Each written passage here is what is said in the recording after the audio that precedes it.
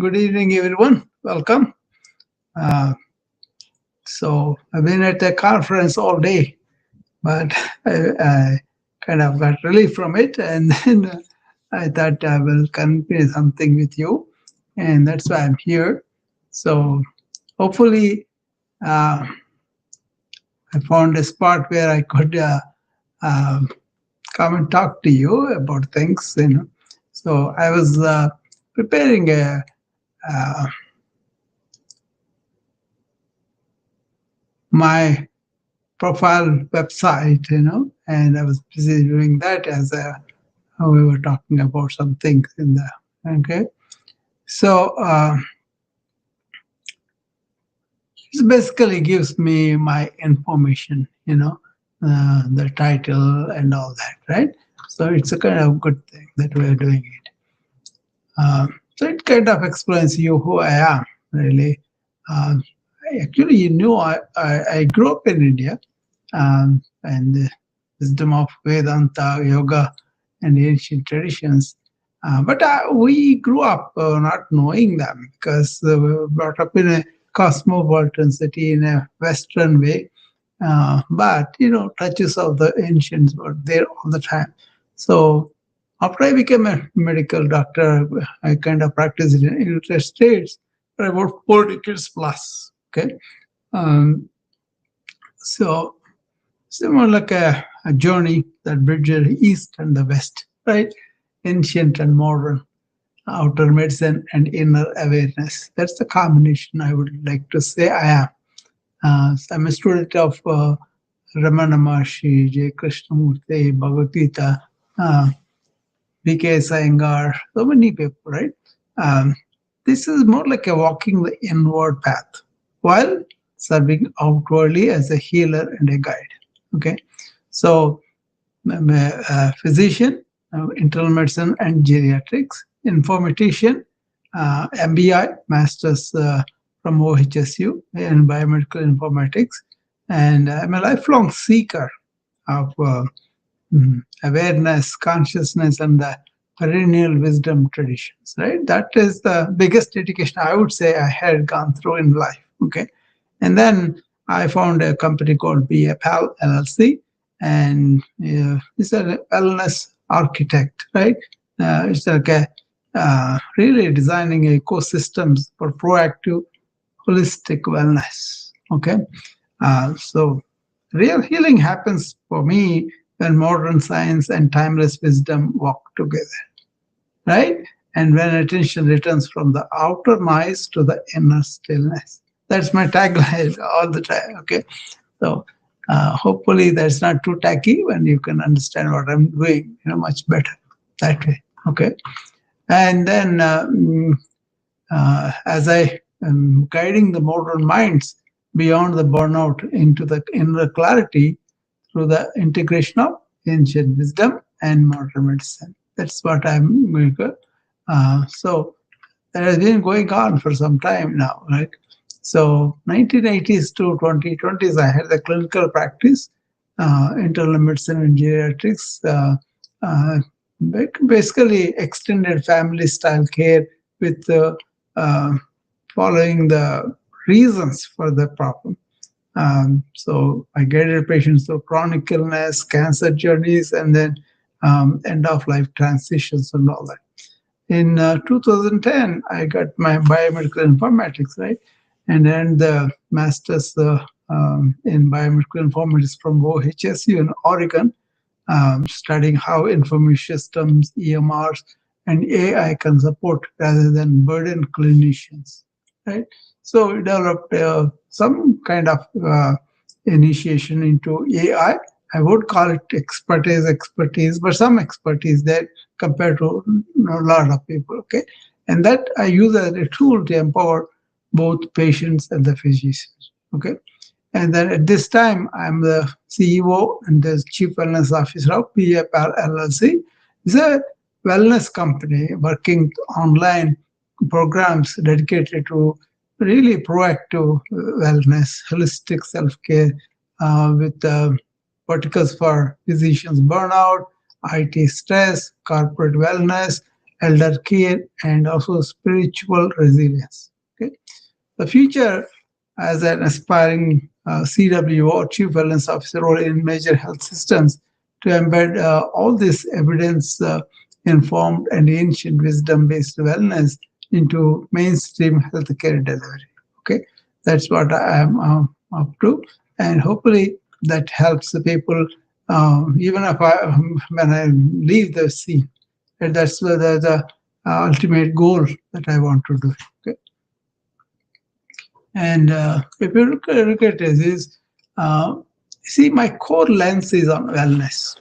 So proactive wellness means we don't wait for the body to fall or the mind to collapse before we begin living wisely, right? So it's about cultivating harmony across three interconnected dimensions of human experience: body, mind, and the being. Body, functional movement, yoga postures, conscious breathing, and whole foods as medicine, right? And the physical vessel is our body that is carrying us through the life deserving attention. It does deserve it. And then care and respect. Okay. That's why I do take care of my body as much as I can. Okay. In the mind wise, I train people in attention and awareness practices, thought awareness practice, right? And then also build emotional resilience and cognitive hygiene, digital toxicity, right? So learn to work skillfully with the thinking instrument rather than being controlled by the thought. Okay. And then finally, the most important thing is the being, our inner spiritual conscious being. That is really understanding when you have the mind chattering and asking, oh, who is this that is chatting? And then going beyond that and identifying who our stillness, our still being, right? So that spiritual intelligence and living from the witnessing awareness. Okay. So recognizing this quiet intelligence within that is observing all experience without being caught in it. Like you're going in a river in a boat, you don't want the water to be coming into the boat, but you want to peace through the water. Like the river is our life, and we go through the life without really being affected by the life. Okay, it's a tall order, but still it is something that helps us a lot, right? So that's what you want to really think about. Okay, uh, and then as we approach this three-legged thing, what makes this approach distinct is it kind of fuses internal medicine with yoga postures, Vedanta philosophy, and modern neuroscience. So I have the real-world clinical practice for decades and also end-of-life care for some time like as a geriatrician, right? And also I'm really grounded in informatics and AI literacy. So I use technology as an ally, as a tool, useful to not as an enemy. And then I emphasize simplicity, awareness, and purpose over complicated self-help trends. Okay. So my core conviction is wellness is not mere absence of disease, but the harmony of body, mind, and the quiet intelligence within. Body, mind, and the quiet intelligence within. Intelligence is not just in the body and the mind, but within. So you can express it as a loving, purposeful action. That's my core conviction. Okay. So I hope that makes sense for with you guys. Okay. Hi, Laura. So it's all a understanding wellness and protecting is very important, I think, because people are not really paying attention to that. Okay. They're more like, uh, you know, wait for the disease to appear and breed and then brew it to the point where they really have to pay attention to that, right? So that is what is happening. So uh, I have this wellness ecosystem that I want to spread on. Is an online wellness company, and say Life is my laboratory for proactive, holistic living. So this serves as a bridge between ancient wisdom and the modern applications of science and medicine, right? So we meet people where they are in their digital lives, in their daily lives, right? And then pointing them back more like inward. The mission is to help the individuals and organizations shift from reactive sick care to proactive wellness, grounded in science and ancient wisdom. I repeat on that because it's a combination of works.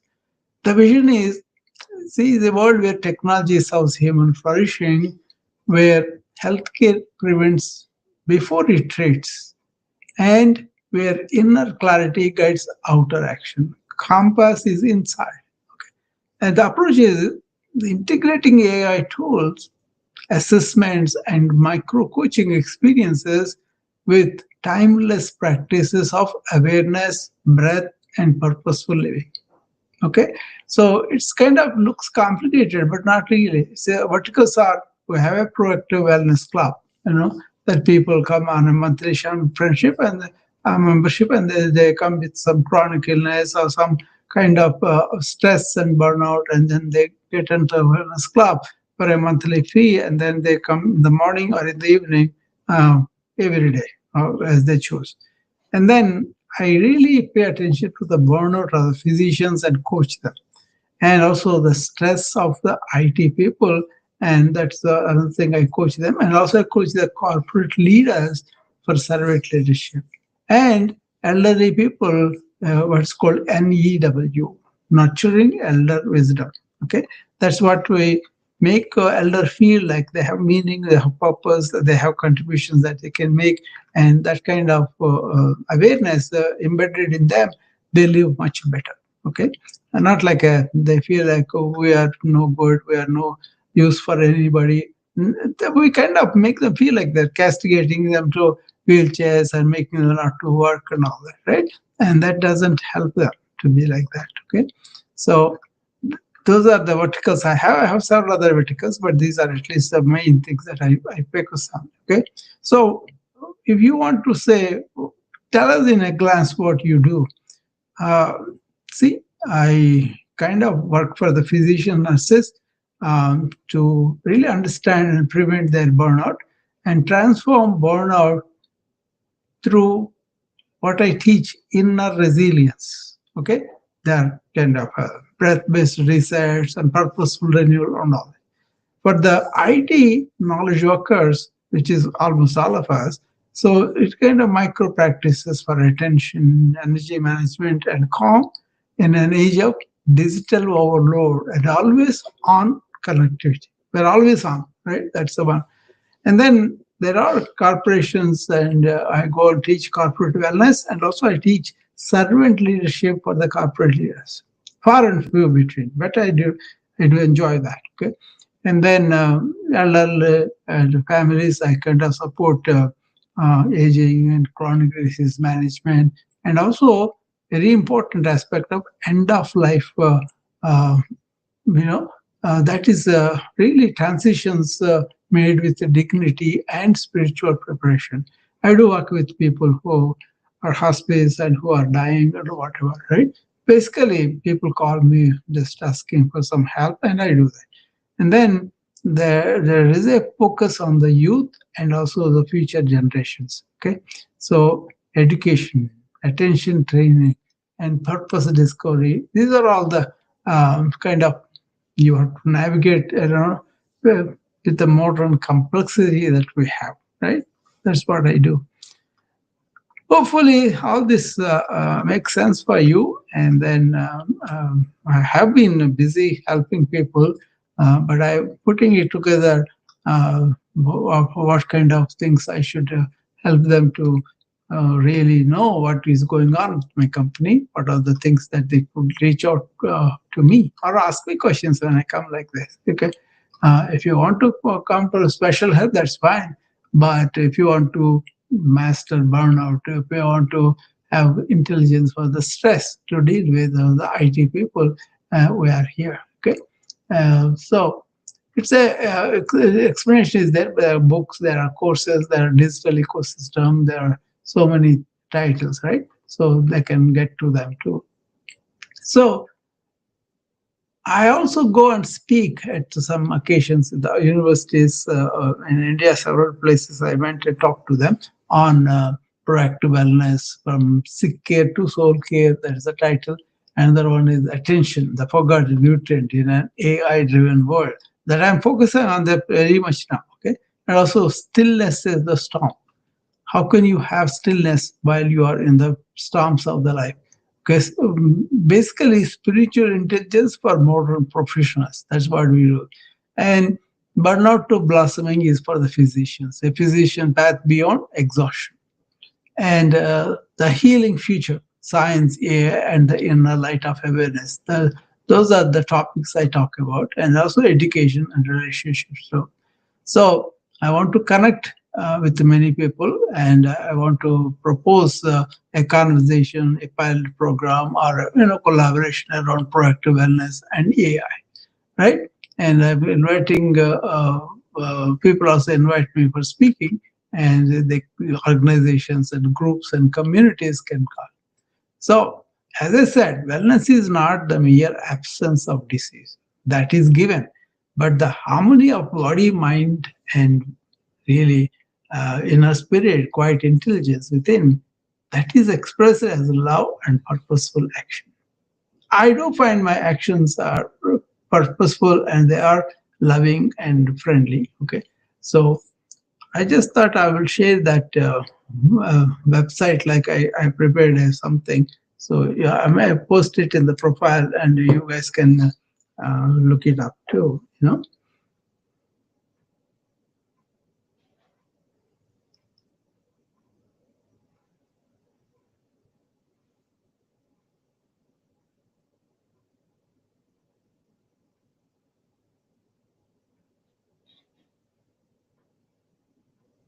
I will post it later. I don't know if it's possible right now, but I'll be doing that later. Okay. So how are you, Peter? Laura? See, this did not take much time for me. I created the entire thing in about 15 minutes, I think. So that's the advantage of AI.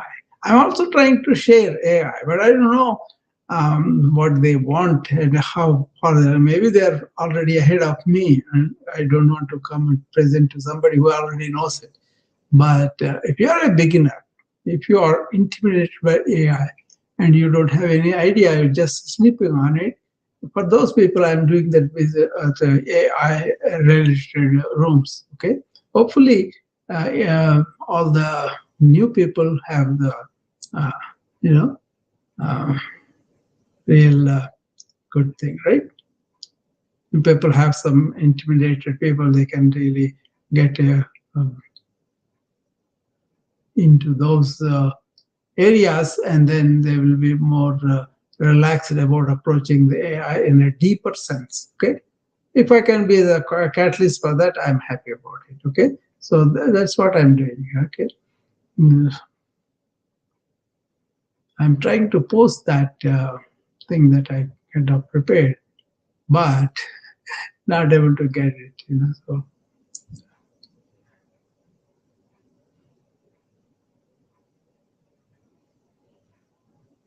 okay.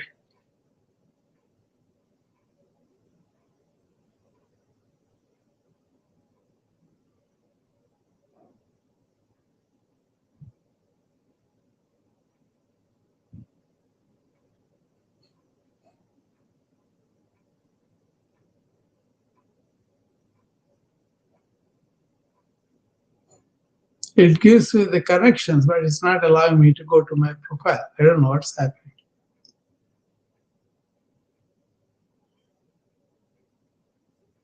We'll see. Maybe down the line it will allow me to go and press it. So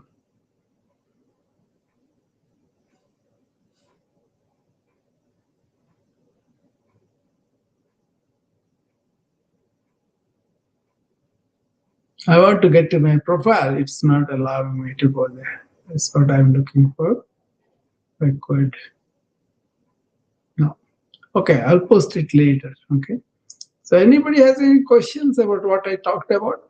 Did it make any sense, or do you have any questions about my work and my services and all that? You could come and ask me. This is going to be more like a website, like done in on the fly, and that could be good for people. Maybe I'll post it to one of my friends here. Then that will be happy.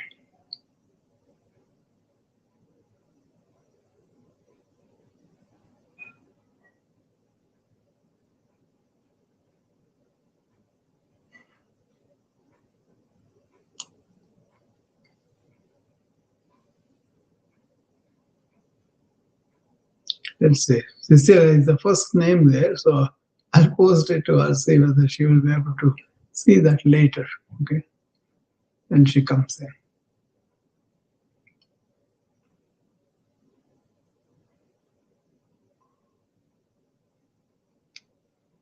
I have a lot of meaning in what I do because the amount of suffering that we still are allowing to uh, be a problem for a lot of people.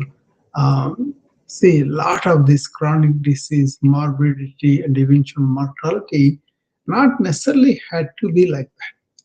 That's the point. We we don't pay attention to the prevention, right?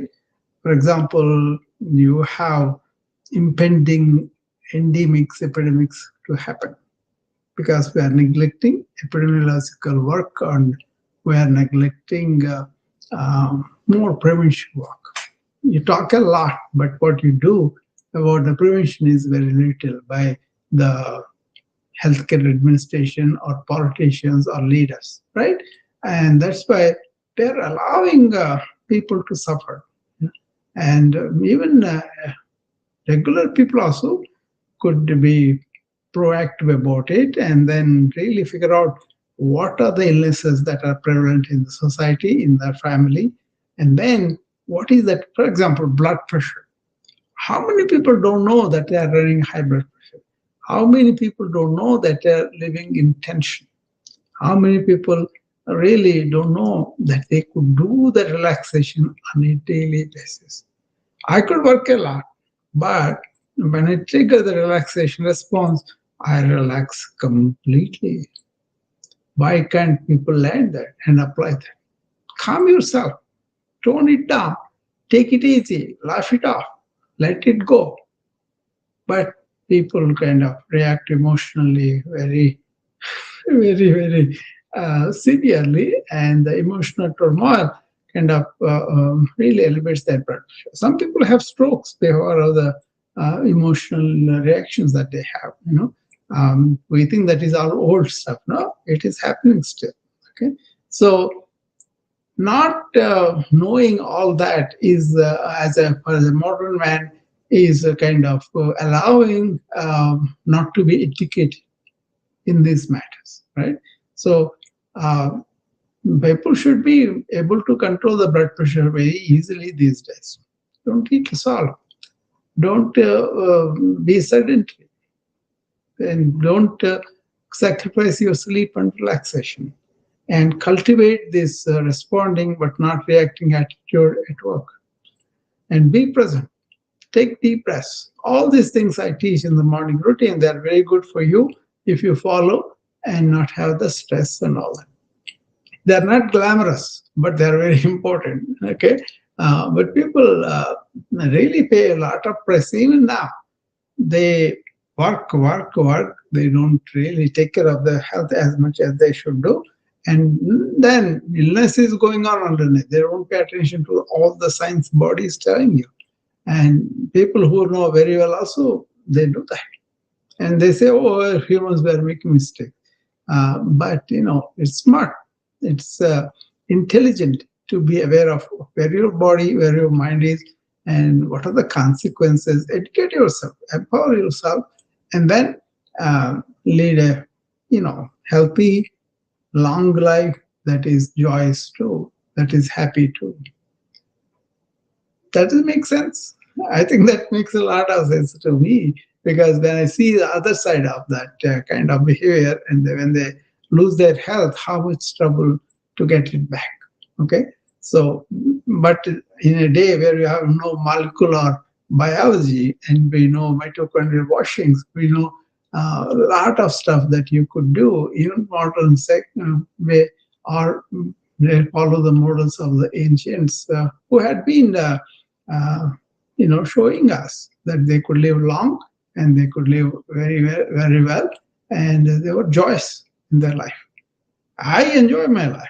I have a lot of people asking me for their need, and I have a lot of enjoyment. But also, as a physician, I feel it's my responsibility to empower people with their own inner wellness, awareness, and all that. Okay, and I can't help it. I feel that I need to get out and tell people, don't allow these illnesses to develop. Don't allow the indications that they give you when they're small. Nip it in the bud, prevent them very quickly. Then a lot of things you don't have to. Many of the civilization disorders are because of the lifestyles. And if you really don't pay attention to them and want to really know what is real truth, for example, you're told, okay, just be sedentary, don't move, just enjoy your footballs, just enjoy your popcorn, whatever it is. They're wrong, totally wrong, because we see the other end of it when they develop the high blood pressure or stroke or heart cardiac event, any of them, or chest pains, heart disease, and all. But still, it's number one killer. Can you believe that? That's a civilization disorder, you know. So you could easily control the diet and make your body get a, functional fitness. Don't have to work so much. And also relax. Don't get excited about in the mind for everything to the extent that it's going to spoil your health. Yeah, many of the doctors who come to me for the burnout, they never paid attention to all the signals they're getting, even though they're educated about it. So, um, I mean, I take it as it is. I'm pointing it out. I'm not blaming anybody, but that's a situation we can easily correct. Are we intelligent people or not? Yes, we are. But our minds are occupied, our lives are occupied by doing stuff all the time. Do stuff, but also take breaks. You know, do stuff, but spend time to relax and renew your system. That is what I think I do very well, because I don't allow myself to do stuff I don't need to. And also, I don't really rush into anything. It's all done with love. It's all done with a lot of uh, attitude of relaxed, flow-like manner. So I don't spend that much energy, really lamenting so many things or planning too much. I just adjust as the situation comes up. So I book a cottage, for example, and we go to Port Lauderdale, for example, and we go there and we want to go and enjoy the sea, and it rained. So first day we were very disappointed, couldn't go to the sea because it's raining. But then we gathered in the cottage and did some indoor things that were very good too. So kids were small at the time, but still we had time to play with them and engage them in the hut itself. It's a beautiful cottage, and everything was arranged, and then we didn't have to go out for anything, and it was nice. It was some completely something different experience, right? More like a um, um, going and doing something in the forest, like we are cut off completely from all the people, and we were together, two kids and me and my wife. So we enjoyed our family together. Okay, so that's how I always celebrate the presence, whatever is in front of me. Do you guys do that?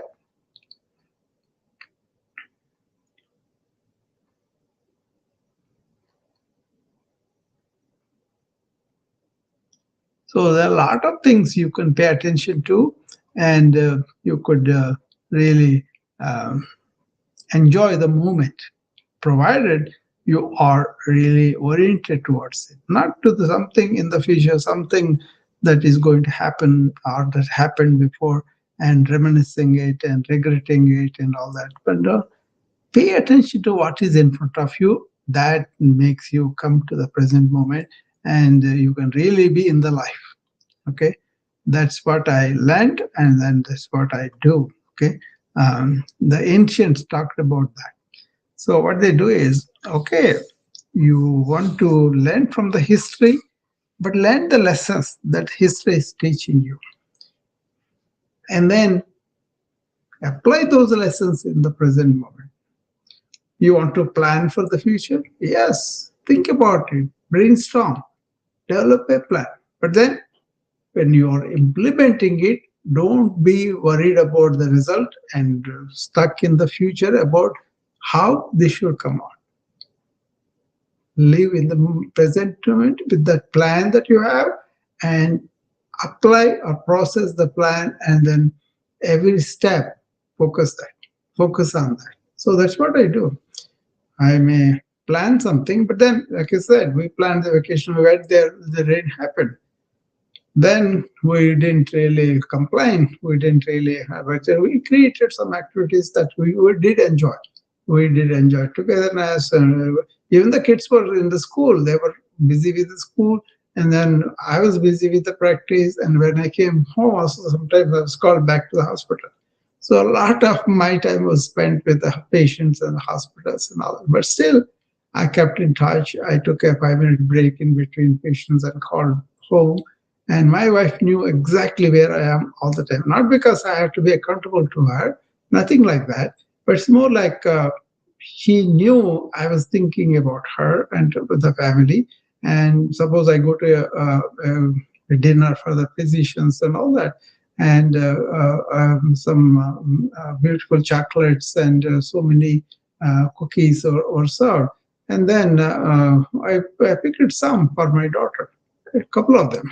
And she always enjoyed that. I always thought about her and brought the home the chocolates, basically. So that kind of uh, keeping them in the picture and letting them know what's happening, what is the event about, what I'm talking about, where I'm speaking, in what meeting, all those things they knew. So they kind of understood what are the things I'm giving importance for.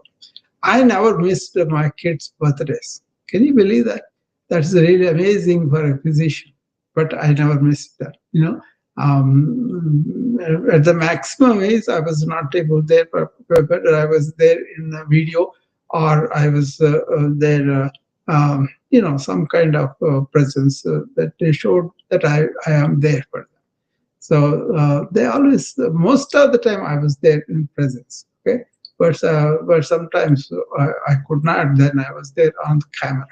Okay, so sometimes I was working in the distance hospitals and I could not come back home. Then that how it has been. Okay, so it's celebrating at the right time and really making them know that we are celebrating. Like my sister, she is going to be 84 on 24th. This 21st. Okay, so I'm kind of sending her wishes, and also go and visit her on camera in the FaceTime or something like that. Okay, or WhatsApp. But I talk to her every day. I kind of find out what's going on with her, how it is, and all that. Okay, so living in the present is a wonderful thing, right? I hope you're all doing it consciously, not like your mind is stuck somewhere and then you are here body, but you are here mind, body, spirit wise. Okay. How many do people do that? Come and tell me if anybody does it on a continuous basis. We are in a culture and a society that is running all the time. That is stuck in the mind all the time, but not in the present moment. Presence is life. Here and now is life. If you are thinking about something in the past, then you are in the mind and not in the present moment, not in the life. You can use that information, provided you are living here and now. If you are stuck in planning, stuck in dreaming or having goals and all that for the future, That's also not in the present moment. You're in the future, and then when things don't go their way, you'll be miserable. Okay, don't do that. Plan, but execute the plan in the present moment. It looks like I'm laboring the present moment, living, but the question is, everybody should be open to their reality and find out, are they really doing that? Are they really living in the present? How often do you do that? Or do you do that at all? That's the one that it's not a crime or anything, but it's a kind of missing out on the life for me. Okay. Yoga teaches you that. Yoga teaches you keep your mind still and then let your inner being come out, and then you will be enjoying the life with the being so light. Otherwise, you're caught up in the negative thinking or excessive optimism, and all those things set up for you to fail you because life comes and touches you in some different way. Right? Does that make sense? Everybody is silent. I don't know why I come here all the time. I come and to share, but nobody is willing to come back and share here.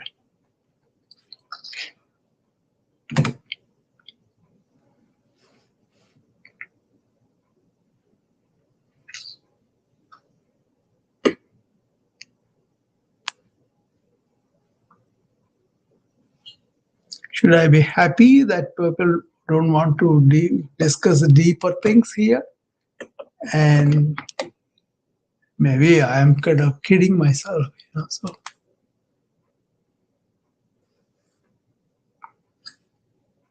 I don't know whether anything is making any impression or not. Anyway, relax and enjoy yourself in the present moment. And as I told you, so many things I am doing are purposeful and meaningful for me. I enjoy providing services, I enjoy helping people. Okay. So hopefully you are doing the same thing. And hopefully you have a good evening. And I will come back whenever I can, whenever I have time like this. Okay.